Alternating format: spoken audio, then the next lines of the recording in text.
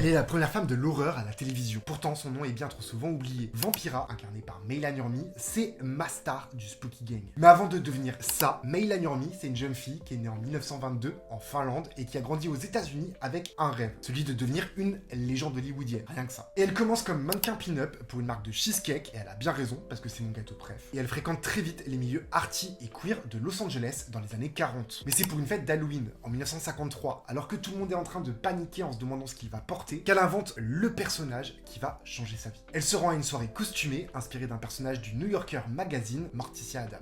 Bref, c'est là qu'un producteur la remarque et lui propose un concept d'émission parfait pour les insomniaques et les fans de films d'horreur. Ça s'appelle The Vampira Show et ça voit le jour en 1954. L'émission elle est diffusée très tard sur la chaîne KABC TV, une chaîne locale qui est diffusée qu'à Los Angeles. Et Vampira elle est là pour présenter des films d'horreur des années 30 et 40 qui sont présents dans l'émission. On peut retrouver des films comme The White Zombie ou encore La Momie. Et son look, sa silhouette sont hyper reconnaissables. Une longue robe noire, moulante, du gothique, du camp, mais aussi une touche de pin-up qu'elle ramène de son ancienne carrière, mais qu'elle se réapproprie, puisque cette fois ce n'est pas pour vendre des cheesecakes, c'est pour elle-même. Et l'émission va très vite devenir un succès, à tel point que la chaîne ABC veut racheter tout le concept pour pouvoir le diffuser à échelle nationale. Pour Maila Nurmi, qui a ce rêve de devenir une grande star, c'est l'occasion parfaite. Mais elle refuse. Ils veulent le concept de Vampira. Vampira, c'est elle, et elle n'est pas à vendre. Et puisque aucun accord est trouvé, eh bien l'émission s'arrête alors qu'elle est à son prime. Côté cinéma, Vampira va aussi jouer dans des films d'horreur qu'elle aurait pu présenter dans son émission. Et elle va surtout jouer à côté de son grand pote, l'outsider